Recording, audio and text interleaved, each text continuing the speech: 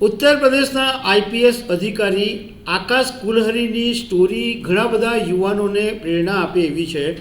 કારણ કે આકાશ કુલહરી છે એ પહેલેથી ભણવામાં એમને કોઈ બાબતનો રસ હતો નહીં. નમસ્કાર, ખબર છે .com ઉપર અમે ઘણી બધી વખત સક્સેસ સ્ટોરીઓ શેર કરીએ છીએ. એની પાછળનું કારણ એટલું જ છે કે કોઈની સફળતાની સ્ટોરી વાંચી અને જો કોઈના જીવનમાં પ્રકાશ આવે તો એ અમારા માટે વર્થ છે. એટલા માટે અમે ઘણી બધી વખત આવી સક્સેસ સ્ટોરીઓ શેર કરીએ છીએ. આજે એક એવા આઈપીએસ અધિકારીની સ્ટોરી તમારી સાથે શેર કરીશું કે આ સ્ટોરી એક એવું ઉદાહરણ પૂરું પાડે છે કે કોઈ પણ નિષ્ફળતા વ્યક્તિનો રસ્તો રોકી શકે નહીં અને કોઈ પણ નિરાશા જીવન ઉપર હાવી થઈ શકે નહીં. એ વાત એક ઉત્તર પ્રદેશના આઈપીએસ અધિકારીએ સાબિત કરી દીધી છે. અને તમને જાણીને નવાઈ લાગશે કે આ આઈપીએસ અધિકારીને ધોરણ 10માં સ્કૂલમાંથી કાઢી મૂકવામાં આવ્યા હતા, પરંતુ હિંમત હાર્યા વગર યુપીએસસીની પરીક્ષા આપી અને આઈપીએસ બન્યા.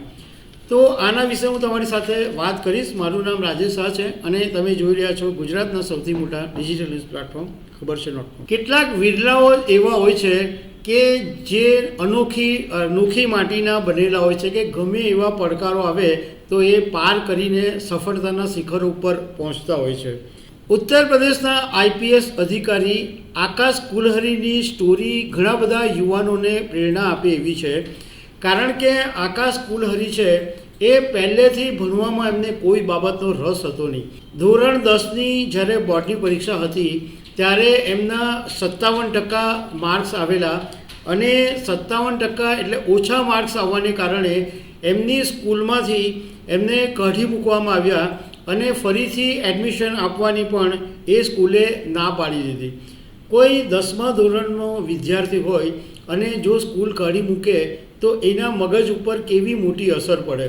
પરંતુ ઘણી બધી વખત એવું બી જોવા મળે છે કે કોઈ એકાદ ફટકો, કોઈક એવી વાત, કોઈક એવી દુઃખની વાત તમારા માટે એ સંજીવની સાબિત થાય કે એ પછી તમે સફળતા મેળવો.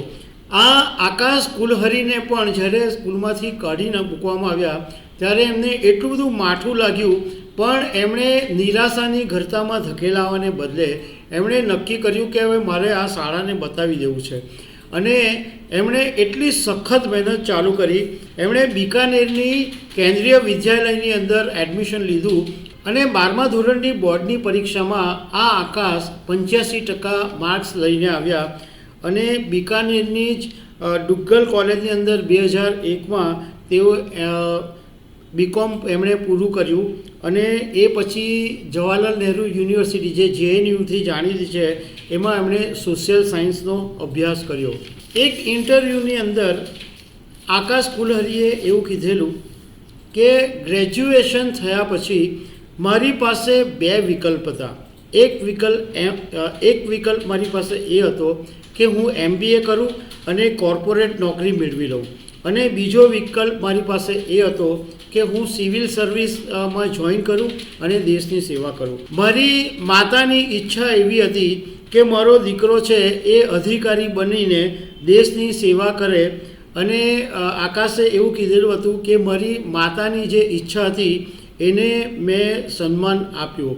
કહેવાનો મતલબ એમ છે કે ધોરણ 10માં સ્કૂલમાંથી કાઢી મૂક્યા પછી પણ હિંમત હાર્યા વગર આકાશ આગળ વધ્યા અને કાનપુરની અંદર એડિશનલ કમિશનર બન્યા, ફાયર સર્વિસમાં DIG બન્યા અને પ્રયાગરાજના એડિશનલ કમિશનર જેવા મોટા હોદ્દા ઉપર પણ રહ્યા. એમણે 2006ની અંદર આ યુપીએસસીની પરીક્ષા આપી અને પહેલી જ ટ્રાયલે પાસ થઈ ગયા. જે વિદ્યાર્થી ભણવામાં સાવ ડર હતો, બોર્ડમાં ઓછા માર્ક્સ આવેલા, એ વિદ્યાર્થી યુપીએસસીની પહેલી ટ્રાયલમાં પાસ થઈ ગયા. યુપીએસસીની પરીક્ષા પાસ કરવી એ ખાવાના ખેલ હોતા નથી. કેટલાય લાખો વિદ્યાર્થીઓ પરીક્ષા આપે છે ત્યારે એમાંથી જૂજ વિદ્યાર્થીઓ પાસ આઉટ થઈને બહાર આવે છે અને પહેલી જ ટ્રાયલે પાસ થનારા વિદ્યાર્થીઓની સંખ્યા તો બહુ ઓછી હોય છે. પરંતુ આ આકાશ પહેલી જ યુપીએસસીની ટ્રાયલમાં પાસ થઈ ગયા અને આઈપીએસ બની ગયા.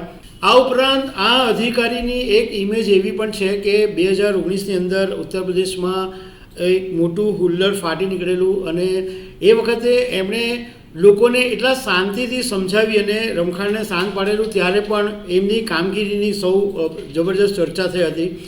આ ઉપરાંત એક આઈપીએસ અધિકારી છે અને સ્પોર્ટ્સમાં બી એમને ઇન્ટરેસ્ટ છે અને આકાશ જે છે એ નેધરલેન્ડ રોસ્ટરડેમમાં આયોજિત એક world police and fire games 2000 સ્પર્ધામાં એમણે ભાગ લીધેલો હતો અને લોન ટેનિસની અંદર એ કાંસ્ય ચંદ્રક જીતીને લાવેલા, એટલે સ્પોર્ટ્સમાં પણ એમને એટલો જ બધો ઇન્ટરેસ્ટ હતો. મોરલ ઓફ ધ સ્ટોરી એ છે કે તમે એક વખત નિષ્ફળ જાઓ તો તમારો સફળતાનો રસ્તો બંધ થઈ જતો નથી. તમને નિરાશા મળે તો એ નિરાશાને તમે જો હાવી નહીં થવા દો તો તમે પણ સફળતાના શિખર સર કરી શકો છો. તો દર્શક મિત્રો, આવી અનેક વાતો સાથે અમે તમને મળતા રહીશું. Thank you very much.